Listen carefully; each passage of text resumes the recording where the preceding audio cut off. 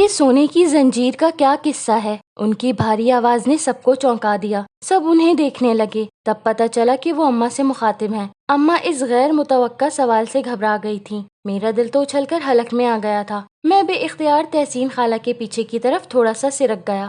وہ پتہ نہیں بابا جانی، میں نے تو دیکھی نہیں۔ کہہ رہے تھے کہ کوئی لے گیا ہے یا شاید کہیں رکھ کر بھول گئے ہیں، کہیں گرا دی ہوگی انہوں نے۔ اماں کافی بوکھلا گئی تھیں۔ میں نے آنکھ بچا کر فرحت، زینت اور زین کی طرف دیکھا۔ وہ تینوں اپنی خسر پسر میں لگے ہوئے تھے۔ رابرٹ آیا تھا، کہتا ہے یہی ہے۔ یہ بات اسے شیوا جی نے بتائی ہے۔ انہوں نے بڑے سرد اور ٹھہرے ہوئے لہجے میں کہا۔ ان کے لہجے کی سرد مہری نہ جانے کیسے میری ریڑھ کی ہڈی تک پہنچ گئی۔ چوری بہت بڑا جرم تھا، اور اپنے ہی باپ کی چوری، اور وہ بھی اس عمر میں، بہت ہی سنگین جرم تھا۔ میں نے محسوس کیا کہ شیوا جی کے نام پر گھر کے افراد سفید پڑ گئے۔ یہ نام سنا تو میں نے بھی تھا، بڑی دھوم تھی ان کی۔ سنا تھا بڑے پہنچے ہوئے ہیں، موڈ میں ہو تو سارا مستقبل آئینے کی طرح صاف صاف بتا دیتے ہیں۔ جی میں آ جائے تو دل کھول کر مدد کرتے ہیں۔ جو مریض موت کے قریب ہو اسے زندگی کی طرف لوٹا دیتے ہیں۔ کھوئی ہوئی چیزوں کے بارے میں تو منٹوں میں بتا دیتے۔ کیسی زنجیر دلہن؟ بڑے چچا نے حیرت سے اماں کو دیکھا۔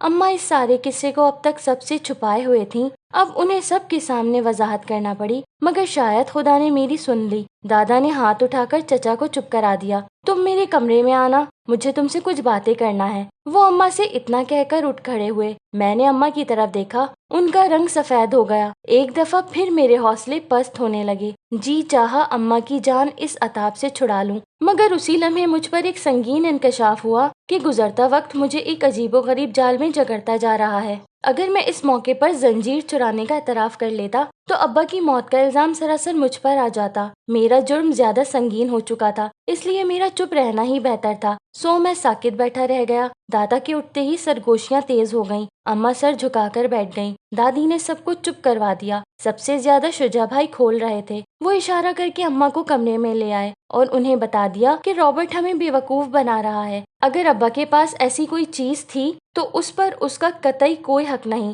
یہ بات انہوں نے اس طرح کی کہ اماں فوراً قائل ہو گئیں، بلکہ انہوں نے تو یہاں تک کہہ دیا کہ اسی موئر رابرٹ نے چرائی ہوگی۔ اب دیکھا کہ ان کا انتقال ہو گیا ہے تو ان پر الزام رکھ دیا۔ اب وہ دادا کے پاس جاتے ہوئے کافی سنبھلی ہوئی تھیں۔ اندھیرا چاروں طرف اتر آیا تھا۔ اب میں محسوس کر رہا تھا کہ مجھے چین وہاں سے ہٹا لینا چاہیے۔ اب بات پھیل گئی تھی۔ کسی بھی وقت زین، زینت یا فرحت آتش فشاں کا دہانہ کھول سکتے تھے۔ اس سے پہلے ہی میں کوئی ایسی کہانی بنا دینا چاہتا تھا کہ میری جان بچ جائے۔ باوجود اس کے کہ رات گہری ہو گئی تھی اور مجھے اس طرف جانے سے خوف آ رہا تھا، میں وہاں جانے پر مجبور تھا۔ میں نے شجاع بھائی کے پڑھنے کی میز کی دراز سے ٹارچ نکالی، اسے قمیص کے دامن میں چھپا کر باہر نکل آیا۔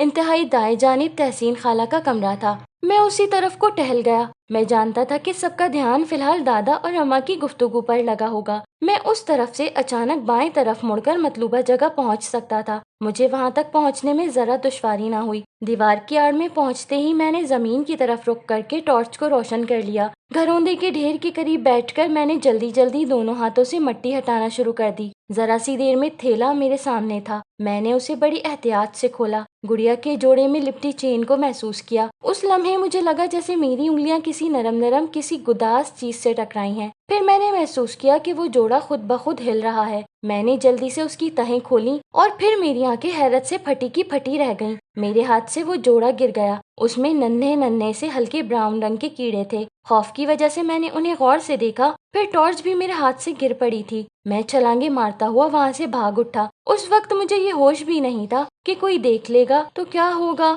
میں سیدھا تحسین خالہ کے کمرے میں گھس گیا۔ بدحواسی شاید میرے چہرے سے عیاں تھی۔ تحسین خالہ اس وقت لیٹی ہوئی فرحت کو کوئی کہانی سنا رہی تھی۔ مجھے یوں گھستا دیکھ کر چونک اٹھی۔ کیا ہوا ضیا بھی آپا کو؟ شاید وہ سمجھی تھی کہ دادا نے اماں کو کچھ کہا ہے۔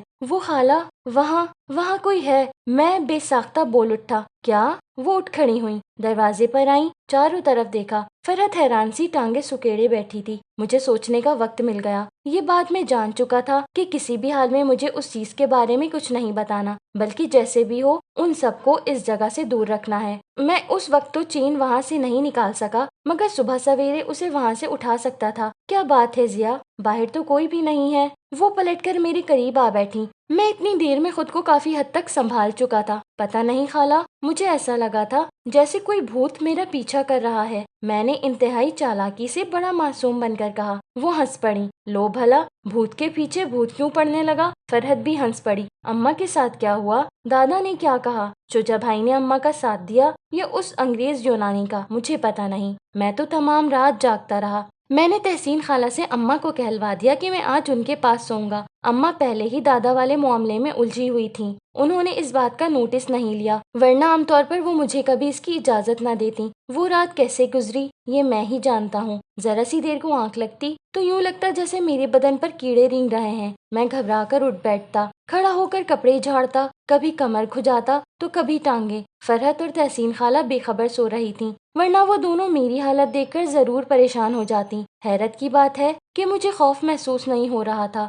مطلب یہ کہ میں اس بات سے قطعی خوفزدہ نہیں تھا کہ وہ آواز کیسی تھی یا یہ کہ اس جوڑے میں وہ کیڑے کہاں سے آ گئے۔ ظاہر ہے وہ جوڑا میں نے زمین میں دبایا تھا، مٹی میں 10 طرح کے کیڑے ہوتے ہوں گے، رینگ کر وہ اس جوڑے کے اندر چلے گئے ہوں گے۔ وہ تو رات کا وقت نہ ہوتا، کسی کے دیکھ لینے کا خوف بھی نہ ہوتا، اور چین اتنا بڑا اسکینڈل نہ بن گئی ہوتی تو میں یوں وہاں سے نہ بھاگتا۔ رات کو میری ادھر جانے کی ہمت نہیں ہوئی، ورنہ میں وہ چین لے آتا۔ تمام رات میں اسی چکر میں جاگا تھا کہ وہ چین جو میں نے چھپا کر رکھی تھی اس وقت مٹی کے ڈھیر پر ہی پڑی ہے، وہ کسی کے ہاتھ لگ جاتی تو جانے کیا ہو جاتا۔ مجھے یاد ہے ابھی آنگن میں لگے پیڑ پر چڑیوں نے اپنے ہی پر پھڑپڑائے ہوں گے کہ میں اٹھ کر بیٹھ گیا۔ پرندوں کی چہچہاہٹ اور اذان کی آواز ساتھ ہی آئی تھی، مگر باہر اندھیرا پھیلا ہوا تھا۔ اس وقت میرا باہر نکلنا زیادہ خطرناک تھا۔ سبھی نماز کے لیے اٹھتے تھے، گویا مجھے ابھی کم از کم آدھے گھنٹے انتظار کرنا تھا۔ دادا تو مردان خانے ہی سے مسجد چلے جاتے تھے، مگر چچا اور بھائی وغیرہ اکثر گھر میں نماز پڑھتے تھے، اور باقی سب لوگ بھی۔ مجھے غسل خانوں سے پانی گرنے کی آوازیں آنے لگیں،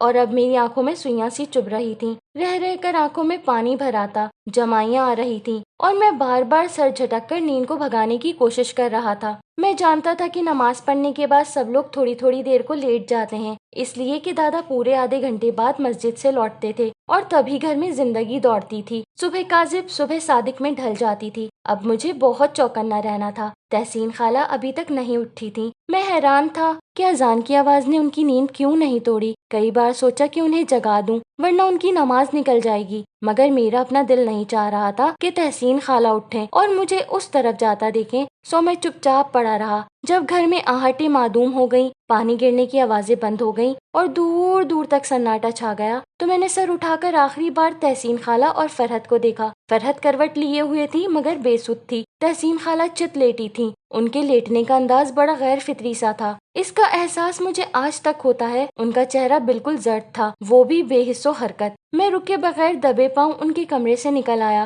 آنگن سنسان پڑا تھا۔ میں نے سر گھما کر چاروں طرف دیکھا، وہاں کوئی نہیں تھا۔ اب چپکے چپکے میں آگے بڑھا۔ مٹی کا گھروندہ ویسے ہی تھا، اوپر ہی میری گڑیا کا سرخ جوڑا پڑا تھا، اس کی تہیں کھلی ہوئی تھی، چین جو کی تو موجود تھی، وہاں کوئی کیڑا نہیں تھا۔ میں نے آگے بڑھ کر چین کو مٹھی میں دبا لیا، گڑیا کا سرخ جوڑا پھر گھروندے کی مٹی میں دبا دیا تاکہ فرحت، زین اور زینت کو احساس نہ ہو کہ اسے کھولا یا نکالا گیا ہے۔ میں پلٹنے ہی والا تھا کہ میری نگاہ چند قدم کے فاصلے پر پڑی۔ وہاں ننھے ننھے کیڑے کلبلا رہے تھے، وہ سب ایک جتھے کی صورت میں تھے، کسی چیز سے چپکے ہوئے۔ اب ہلکا ہلکا اجالا پھیل چکا تھا، مجھے خوف بھی محسوس نہیں ہو رہا تھا، اس لیے میں اس جتھے کے قریب بیٹھ گیا، اور تب میری آنکھ حیرت سے پھٹی کی پھٹی رہ گئی۔ وہ سب چھوٹی چھوٹی مکڑیاں تھیں، سنہری رنگ کی، ان کے جسم پر باریک سونے کی تاروں جیسے بال تھے۔ سب سے زیادہ حیرت مجھے اس بات سے ہو رہی تھی کہ وہ سب چھوٹی چھوٹی مکڑیاں ایک بڑی اور مری ہوئی مکڑی میں سے نکل رہی تھیں۔ یوں لگتا تھا جیسے وہ بڑی مکڑی کچل گئی ہے اور اس کے روئیں روئیں سے وہ ننھی ننھی مکڑیاں جنم لے رہی ہیں۔ مجھے یاد آ گیا کہ کل رات میں نے گڑیا کے جوڑے کے اندر انہی مکڑیوں کو کلبلاتے دیکھا تھا۔ شاید میں کچھ اور دیر تک وہاں بیٹھتا، مگر اسی وقت مجھے بیرونی دروازے پر دادا کی مخصوص کھنکار سنائی دی۔ یہ ان کا خاص طریقہ تھا، نماز کے بعد وہ جب بھی گھر میں داخل ہوتے،